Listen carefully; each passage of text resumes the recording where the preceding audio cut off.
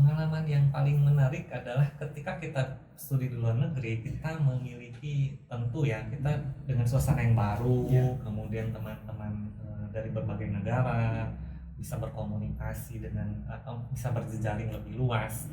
Namun satu hal yang paling menarik adalah kita bisa sambil bekerja, Mas.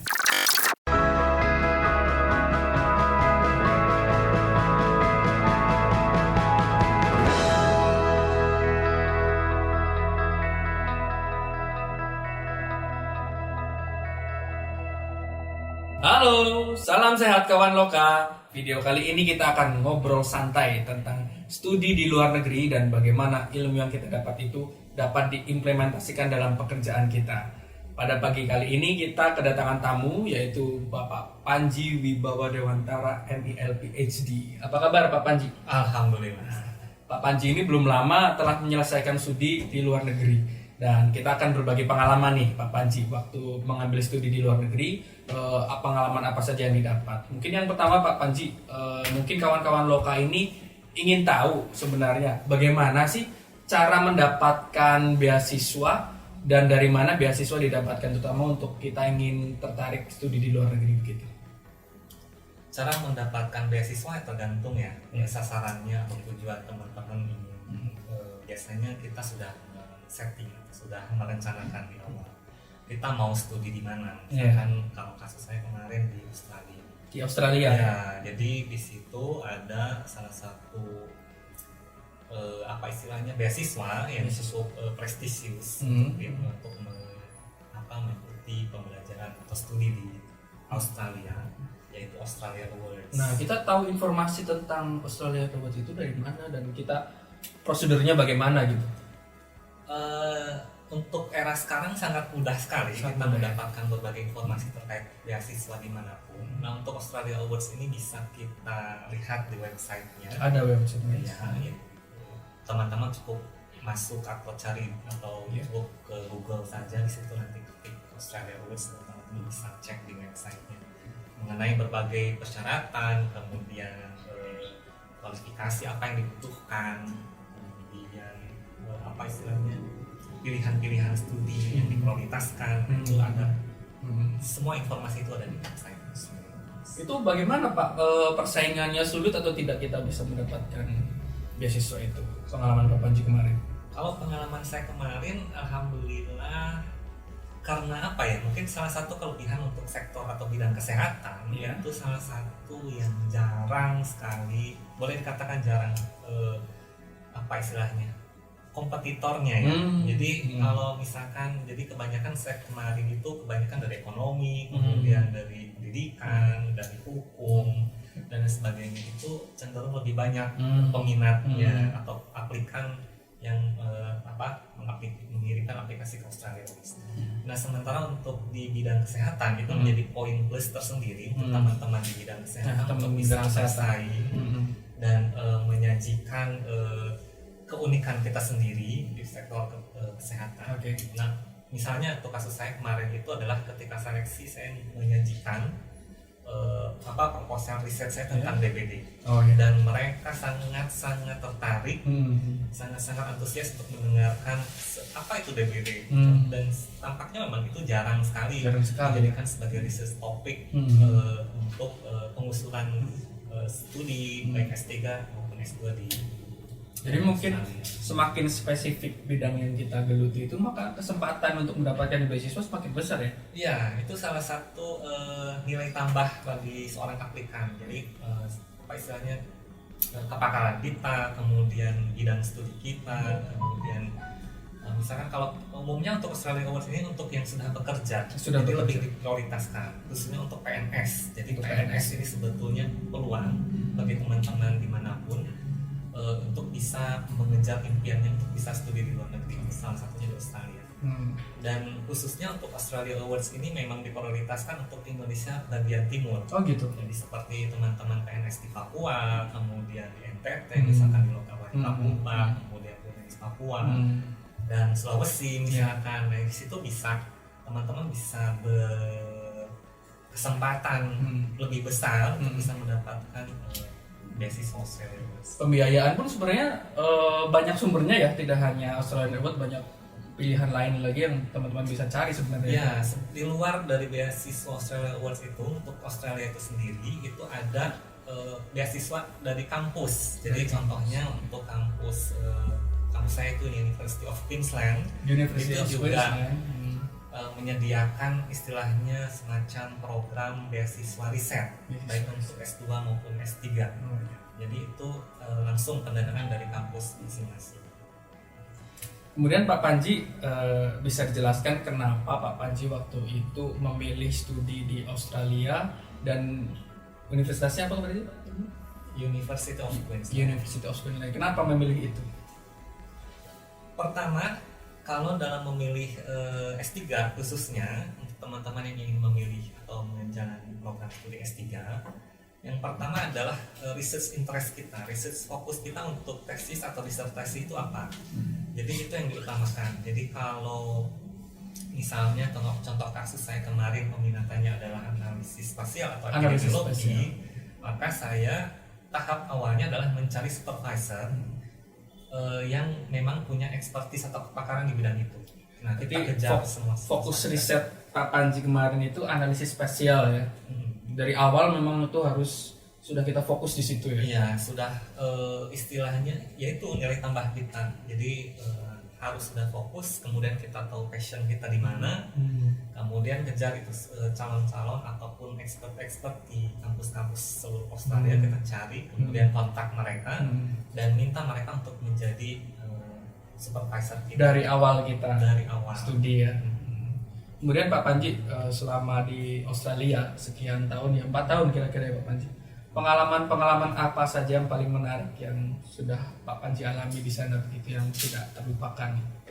Pengalaman yang paling menarik adalah ketika kita studi di luar negeri, kita memiliki tentu ya, kita dengan suasana yang baru, kemudian teman-teman dari berbagai negara bisa berkomunikasi dengan atau bisa berjejaring lebih luas.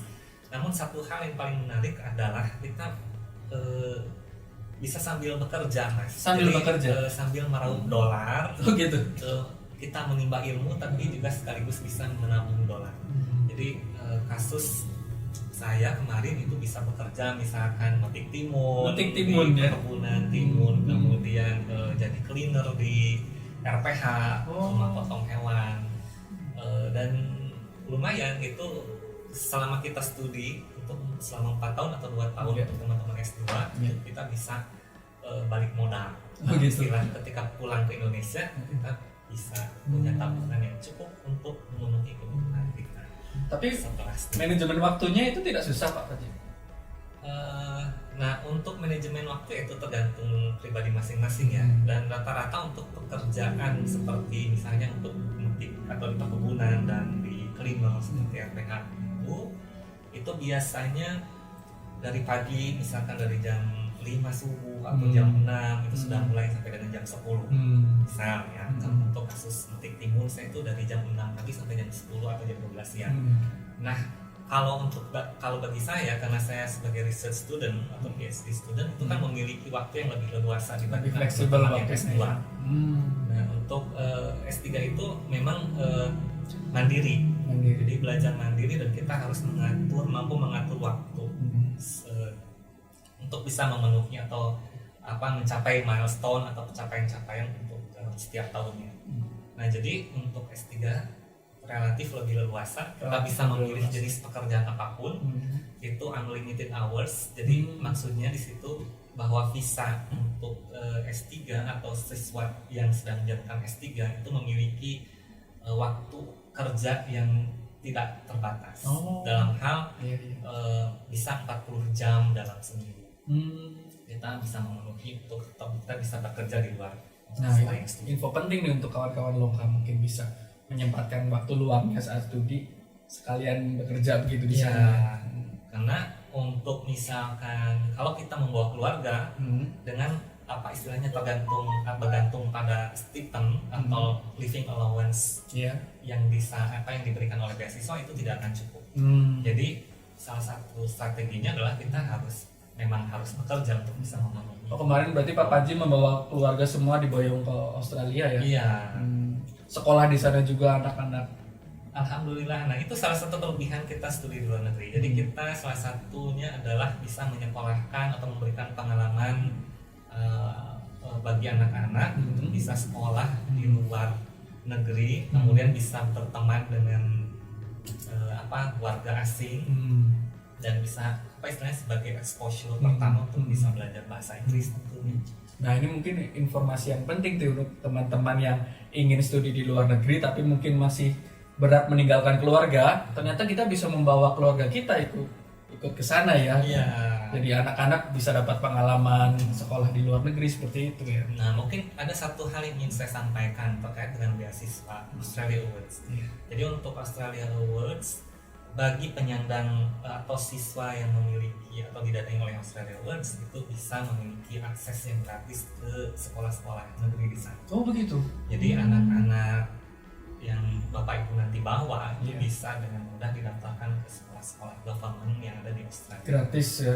Nah, namun ada beasiswa lain yang kita ketahui, misalkan FPDP. FPDP di situ ada kelebihannya, misalkan bagi pasangan dari siswa itu dia akan mendapatkan tambahan dana 50% dari beasiswa yang diperoleh. Jadi ada semacam additional fund, biaya hidup ya. Biaya hidup bagi suami atau istri yang ikut serta siswa dan bagi untuk keluarga. Jadi itu ada beberapa kelebihan baik LPDP maupun Australia itu menawarkan istilahnya kelebihan-kelebihan yang bisa menjadi pilihan bagi teman-teman yang ingin mengejar mimpinya untuk studi di luar tanpa harus meninggalkan keluarga begitu. Tanpa harus meninggalkan keluarga dan kita bisa lebih istilahnya membuka wawasan anak-anak tentang bahwa dunia itu tidak sesempit betul yang kita kira, dan disitulah kita bisa menggiring anak-anak kita untuk belajar budaya asing, budaya luar, dan bahkan salah satu poin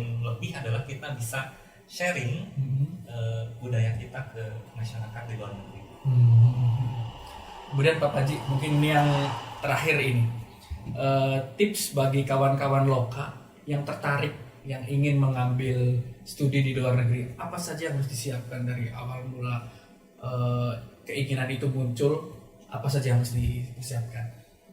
Tips-tips untuk mendapatkan beasiswa di luar negeri. Jadi yang pertama adalah kenali passionmu. Jadi kenali apa sebetulnya minat yang paling teman-teman istilahnya dalami, apa yang ingin kuasai.